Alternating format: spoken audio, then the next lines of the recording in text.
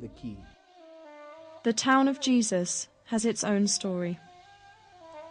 Israel surrounded Bethlehem with a concrete wall, confiscating half of its land and placing that land on the Israeli side of the wall for the future expansion of the surrounding settlements.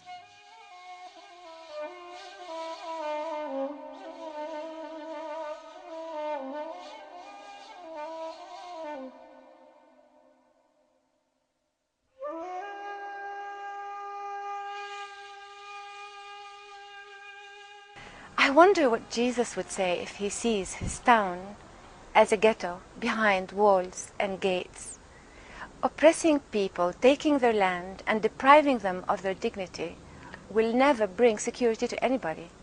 If I have anything to say to our neighbors and to the Jewish people, please do come back to your senses.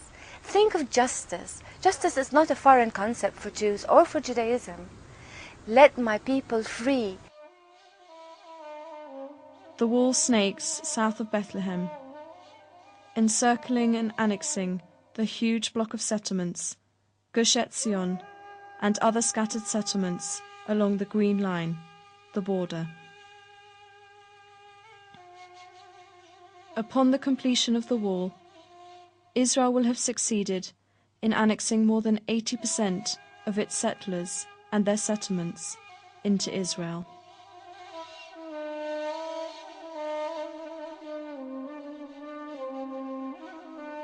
Since 1947, Palestinians have painfully watched, year after year, the partition, occupation, and annexation of their land and their country.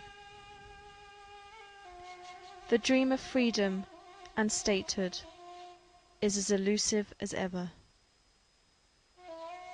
Settlements and their master designers are confiscating the land, and ultimately, at the end of each day and each year, confiscating the human rights of millions of Palestinians.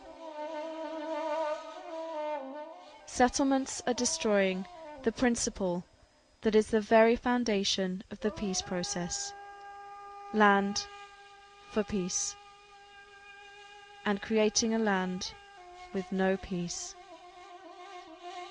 It would be very hard to argue that the two-state solution is still alive, if by that we mean a viable Palestinian state. A continuous Palestinian state is going to be practically impossible, and this is going to be not only the end of the dream of Palestinians of a state, but it might also affect the Israeli dream of the survival of Israel as a Jewish state. They are asking themselves a simple question: is Israel willing to acknowledge our historical collective rights in 22% of historical Palestine? The answer is, according to what Israel have done, and this is something which each Palestinian have seen, if not from his door, then from his window. If not from his window, from his roof. The answer is no. Now, Israel still wants a two-state solution, because we still have the same dilemma we started out with. How do we keep control of the country but get rid of the Palestinians? At the end of the day, as Prime Minister Shamir used to say, they will get used to it. They will get used to the facts on the ground. They could confiscate our land, destroy our homes, uproot our trees, and imprison us. But they will never be able to imprison spirit seeking for freedom. Walls and ghettos will never bring peace. Justice will. In my lifetime, if I get to live long enough, like Shimon Peres, I may be present to celebrate it. But if it won't happen in my lifetime, I'm afraid my children will have to forget about it. I spent a good number of years of my life in Israeli jails.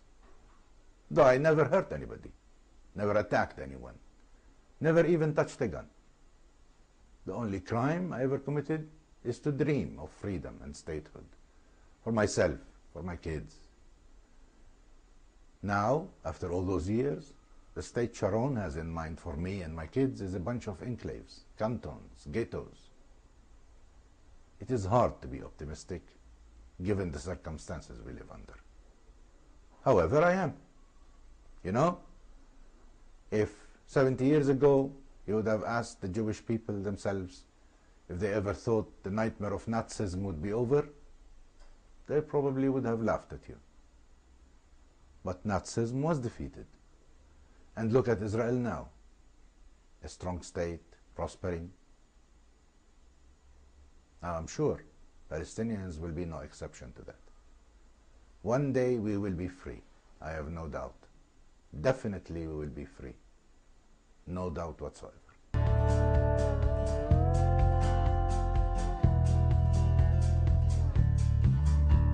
You ask me how it is that I dare to take a side. You say I loathe myself, pointing out you have lied.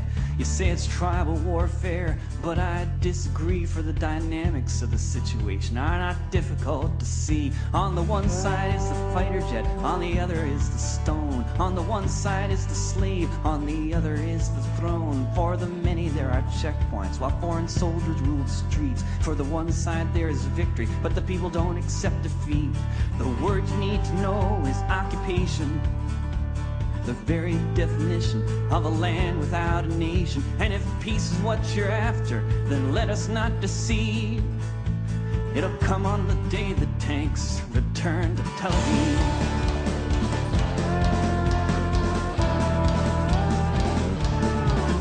On the one side there is hunger and bulldozed olive trees. On the other is the army, ruling by decrees. Caterpillars maul the streets, destroy whole city blocks, while children swallow shrapnel for the crime of throwing rocks.